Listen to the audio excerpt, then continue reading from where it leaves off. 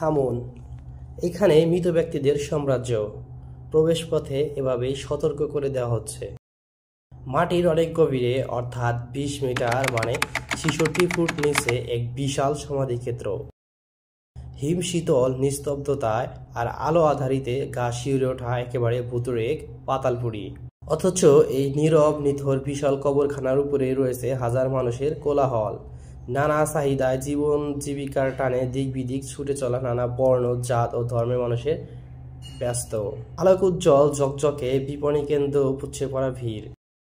জনাকীর্ণ রাজপথে বাস, ট্রেন, গাড়ি সারি সারি।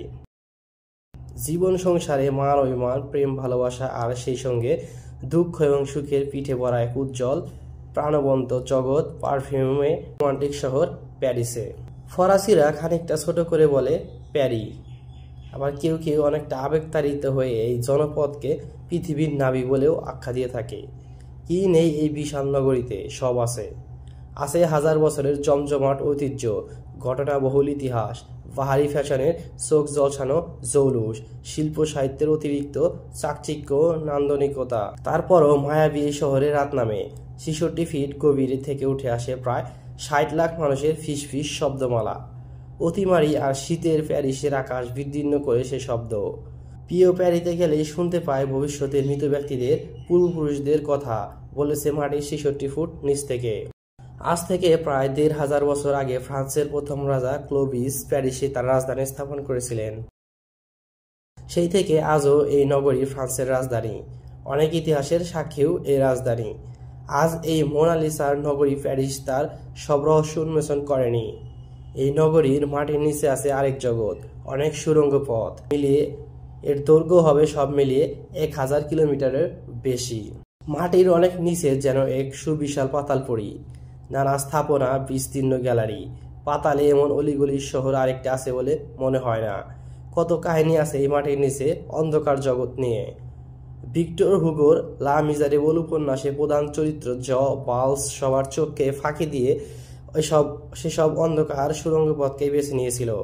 সেই কাহিনী অনেকেরই জানা। নিষেধাজ্ঞা থাকা সত্ত্বেও অন্ধকার জগতে কিছু কিছু মানুষ এই পাতাল নগরীতে বিচরণ করতে স্বাচ্ছন্দ্য বোধ করে। অনেকেই এই নগরীর উপর দিয়ে হেঁটে, গাড়িতে চড়ে বিভিন্ন দর্শনীয় স্থান পরিদর্শন করেছেন। তখন কি একেবারে ভেবে দেখেছেন যে মাটির পায়ের নিচেই রয়েছে আরেক জগৎ, আরেক সুবিস্তীর্ণ পাতাল শহর? সবচেয়ে বড় চমক হচ্ছে এই নগরী মাটির 66 ফুট নিচে বিশাল এক সমাধিক্ষেত্র। লাখ লাখ কঙ্কাল, এক নিস্তব্ধ নগরী। এখানে 300 কিলোমিটার জুড়ে স্তূপাকারে জড়ো করা হয়েছে 60 লাখ মানব কঙ্কাল, 60 লাখ মানব সন্তানের মাথার খুলি, হাড়গোড় সব, যা কিনা এই নগরীর অধিবাসী জীবিত মানুষের চেয়েও 3 গুণ বেশি। ওজন করলে হবে 1 লাখ টনেরও বেশি। মাটির নিচে এমন সমাধিক্ষেত্রটির পতন হয় 18 শতকের দিকে। বিশেষ করে মহামারীর কারণে তখন প্যারিসের মৃত ব্যক্তিদের সৎকারের স্থান এবং স্বাস্থ্য সংকট দেখা দেয়। ফলে পৌর কর্তৃপক্ষ সিদ্ধান্ত নেয় শহরের বেশ কিছু সমাধিভূমি থেকে মানুষের দেহ শেষ সরিয়ে নিয়ে শহরের দূরের মাটির নিচে এক প্রশস্ত স্থানে জমা করার। প্রথমবার 1785 থেকে 1787 এই সময় সেই কাজই করা হয়। প্যারিসের 14টি উপশহরে বিশ্বের সবচেয়ে বড় মানব কঙ্কালের সমাবেশ ঘটে আর নামকরণ করা হয় ক্যাটাকম্বস বা পাতাল সমাধি। 1809 থেকে মৃত নগরীটির দ্বারা সর্বসাধারণের আংশিক উন্মুক্ত করা হয়। 300 কিলোমিটার জুড়ে রাশি রাশি কঙ্কালের মধ্যে দিয়ে শুরু পর্যটকেরা শুধু 1.5 কিলোমিটার পর্যন্ত পরিদর্শন করতে পারেন, এর বেশি নয়। এই পথটুকুতে উঁচু নিচু মিলিয়ে 243 ধাপ সিঁড়ি আছে। গড় তাপমাত্রায় 14 ডিগ্রি সেলসিয়াস। গরমের সঙ্গে একটি কাপড় রাখা ভালো। পর্যটকেরা যেটুকু পরিদর্শন করার সুযোগ পাচ্ছে সেটুকু মাত্র 1%-এর অর্ধেক। অন্যভাবে বলা যায় যে 99%-এরও বেশি থেকে যাচ্ছে তাদের অদেখা।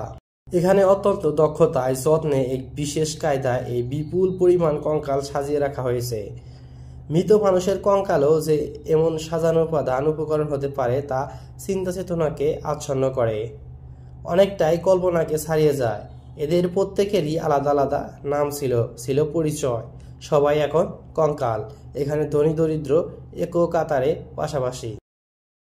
জীবনের দীর্ঘ যাত্রায় শেষে এখানে সে জড়তে পরিণত হয়েছে। বর্ণ ও ধর্মের রেষারেষি নেই, কাউকে টপকে যাওয়ার নেই প্রাণপ্রাদ, প্রতিদ্বন্দ্বী নেই, কুটিল স্বার্থদ্বন্দ্বের অসুস্থ প্রতিযোগিতা। এখানে সবাই সমান, সব চাওয়া পাওয়ার ঊর্ধ্বে তারা সবাই এখন অনন্তকালের অতল গহ্বরের বাসিন্দা। প্রতি বছর পৃথিবীর সব দেশ থেকে পাতালপুরী এই মৃত মানুষের নগরী দেখতে আসে প্রায় 5 লাখ পর্যটক। এখানে প্রবেশ মূল্য প্রাপ্তদের জন্য 29 ইউরো, আর 4 থেকে 17 বয়সে যারা তাদের রয়েছে 5 ইউরো। আরও কিছু বেশি দিলে মিলবে একটি যান্ত্রিক অডিও গাইড। তবে প্রবেশ মূল্য অবস্থান ভেদে হ্রাস করার ব্যবস্থা আছে। আগে থেকে অনলাইনে টিকিট নিয়ে রাখলে ভিড় এড়াতে সুবিধা হয়।